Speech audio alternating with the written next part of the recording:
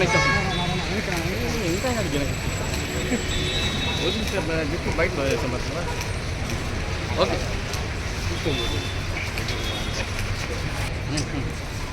వెనకాల లాక్కోండి.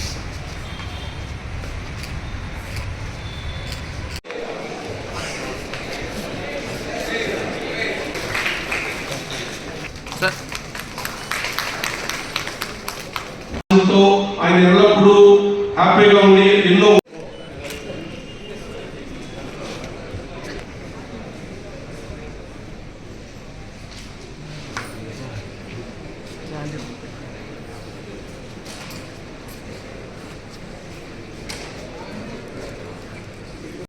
మన రాష్ట్ర ముఖ్యమంత్రి మన చిత్తూరు బిడ్డ శ్రీ నారా చంద్రబాబు నాయుడు గారి జన్మదినోత్సవాన్ని మనందరి తరఫున వారికి పెద్ద ఎత్తున జన్మదిన శుభాకాంక్షలు తెలియజేసుకుంటూ, ఎప్పుడు కూడా తెలుగుదేశం ప్రభుత్వం అధికారంలోకి వచ్చింది అంటే అన్ని శాఖల వారిని గౌరవిస్తుంది అనేది ఈ ఒక కార్యక్రమం చూసి మీ అందరి తరఫున చెప్తున్నాను. ఎందుకంటే నేను ఈ కార్యక్రమానికి ఆహ్వానించి ఒక అబ్బాయి కొత్తది మన చిత్తూరుకి ఇచ్చారు అన్నారు. నేను నాకు బాగా గుర్తు 6 months అయ్యారు కదా వరదలు వచ్చి. సో ఏదో ఒక కార్యక్రమంలో నాకు బయట దేశంలో ఉన్నాను అనుకుంటా. మేబీ వచ్చేటప్పటికి వాట్సాప్ వీడియోలో ఫోటోలు పెడతా ఉన్నారు. ఎంత చక్కగా పనిచేశారంటే రాత్రి పగలు అక్కడ నీమా నది కాలువ దగ్గరే ఉండి ఆ చుట్టుపక్కల ప్రాంతాల్లో ఎప్పుడు ఇబ్బంది కలిగిందో అగ్నిమాపక సిబ్బంది చాలా చక్కగా పనిచేసిన ఫోటోలు వీడియోలు చూస్తున్నాయి. అంటే వారు ఏదో ఒక సందర్భం జరిగిన తర్వాత అక్కడికి వెళ్ళడం, కాపాడడం ఇదంతా రొటీన్. లేదు ఇలా వరదలు వచ్చేసింది మనం సేఫ్టీగా ముందుగా పోయి అన్ని చేయాలి అంటే నేను అక్కడ ఫోన్లో మానిటరింగ్ చేస్తా ఉంటే డిప్యూటీ మేయర్ అలాగే ఈ ఒక సంస్థ మొత్తం కూడా అక్కడ అర్ధరాత్రి 12-1 గంటలో కూడా నాకు వీడియోలు పెడతా ఉన్నారు. అంటే మన చిత్తూరులో ఈ సంస్థ ఇంత బాగా పని చేస్తా ఉంది అనేది నేను ఆ రోజే గుర్తించి ఎప్పుడో చెప్పాల్సింది కంగ్రాట్స్. ఈ సందర్భంగా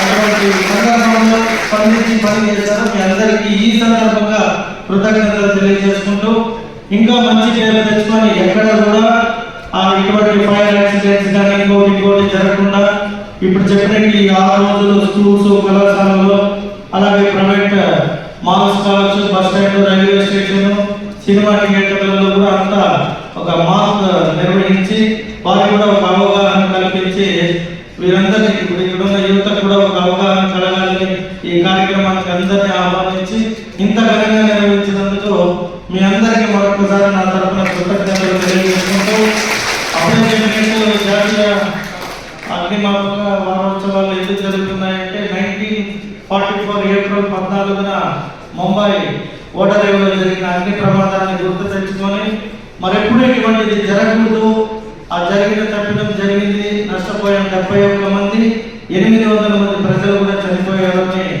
ఇప్పుడు దీంట్లో చదవడం చూసి చాలా బాధేసింది. బట్ జరిగిపోయింది. దాని ఆదర్శంగా జాగ్రత్తగా నెక్స్ట్ ఎక్కడ కూడా జరగకుండా ఈ సంస్థ ఇంత పకడ్బందీగా అందులో మన ఆంధ్ర రాష్ట్రంలో మన ముఖ్యమంత్రి గారు ఇప్పుడు కూడా మొన్న ఏవో కొత్త వెహికల్స్ కూడా ప్రొవైడ్ చేసేట్టు ఉన్నారు సార్ రీసెంట్ గా 14-15. సో అగ్నిమాపక శాఖ తరఫున ప్రత్యేక ధన్యవాదాలు. స్టూడెంట్స్కు, అంగన్వాడీ వారికి, పాత్రికేయులకు, మిత్రులకు, రిటైర్డ్ నాయకులకు, పాత్రికేయ మిత్రులకు, ఇక్కడికి విచ్చేసినటువంటి ప్రతి ఒక్కరికి మా ఆహ్వానాన్ని మన్నించి వచ్చినందుకు నా యొక్క ధన్యవాదాలు. ఒక శాఖ ఎందుకు ఏప్రిల్ 14 నుంచి 20వ తేదీ వరకు వారోత్సవాలు జరుపుకుంటుంది అన్నటువంటిది ఈ సందర్భంగా తెలియజేస్తున్నాం సార్. ఏప్రిల్ 14, 1944వ సంవత్సరంలో బాంబేలోని డాక్ యార్డ్లో పోర్ట్ స్ట్రైకైన్ అనే ఒక నౌకలో 1200 టన్నుల ఎక్స్ప్లోజివ్ మెటీరియల్ క్యారీ చేసుకొని బాంబే డాక్ యార్డ్కి వచ్చింది.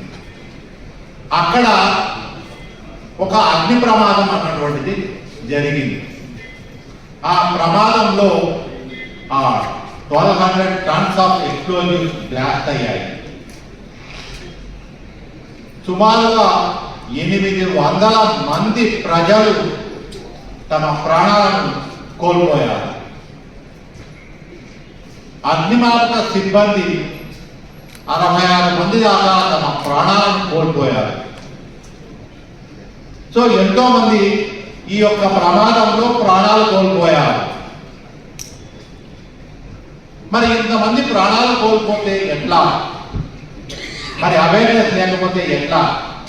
చైతన్యవంతులు చేయాలి అన్న ఉద్దేశ్యంతో భారత ప్రభుత్వం ఏప్రిల్ 14 అగ్నిమాపక దినంగాను, ఏప్రిల్ 14 నుంచి 20వ తేదీ వరకు అగ్నిమాపక వారోత్సవంగాను జరుపుకుంటూ ప్రతిరోజు నిత్యం అవేర్నెస్ చేస్తూ ప్రజలను చైతన్యవంతులను చేసి అగ్ని ప్రమాదం అన్నటువంటిది లేకుండా, ఒకవేళ ఉన్నా దాని ప్రమాద స్థాయి తగ్గించేటటువంటి విధంగా ప్రజలను చైతన్యవంతం చేయడం కోసం అగ్నిమాపక శాఖ అవేర్నెస్ ప్రోగ్రామ్స్ కండక్ట్ చేస్తుందని సవినయంగా తెలియజేసుకుంటున్నాం సార్.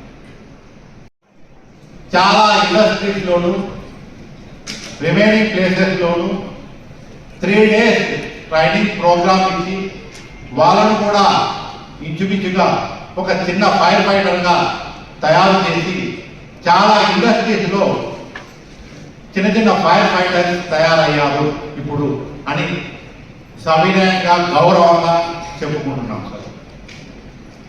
సో ఇంతమంది ఈ విధంగా ట్రైనింగ్ చేయడం వల్ల మనం ఏదైనా ప్రమాదం సంభవిస్తే చిన్న స్థాయిలో అరికడితే కనుక అది పెద్ద స్థాయికి చేరకుండా ఆ ప్రమాదాన్ని అక్కడితోనే నివారించిన వాళ్ళము అవుతాము.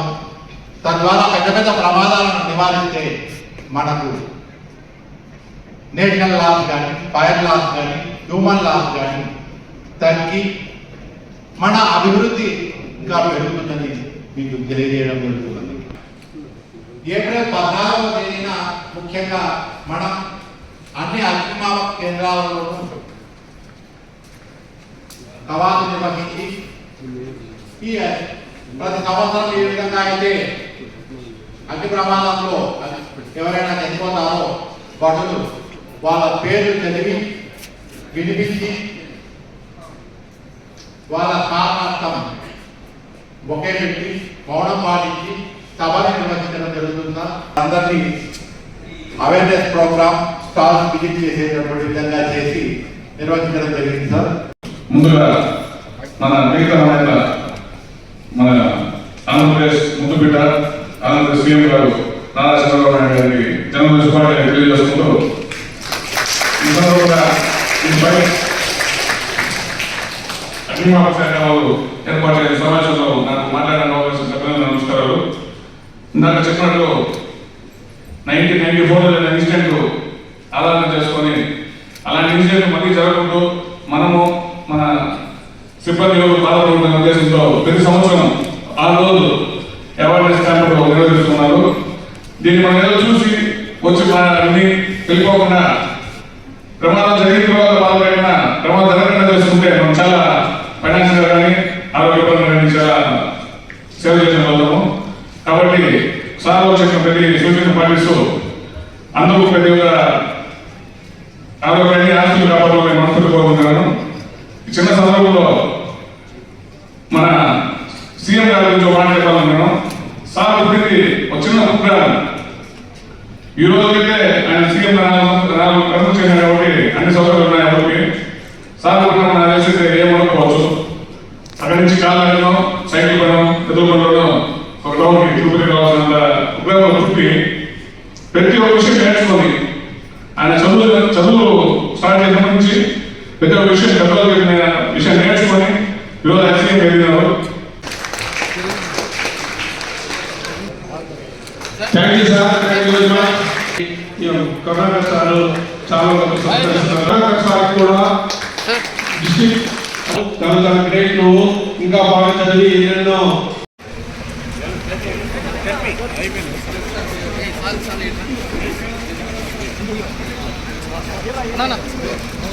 అన్న ఇప్పుడు కొంచెం కొంచెం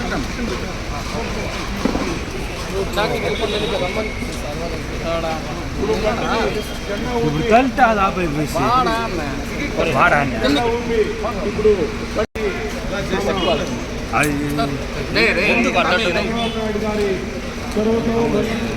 ఓకేనా చొరవతో ఈ యొక్క వెహికల్స్ రెండు చిత్తూరు జిల్లా అభివృద్ధి పదంలో నడుస్తుంది. వీటికి ఎన్నో ఫైనాన్స్ అవసరం ఉంది. ఈ యొక్క వెహికల్ని ఎమ్మెల్యే గారి ఆదేశాలతో వెహికల్ని ఓపెన్ చేస్తున్నారు. ఈ యొక్క వెహికల్ వాటర్ రాజేష్ గారు జెండా ఊపి బండిని ముందు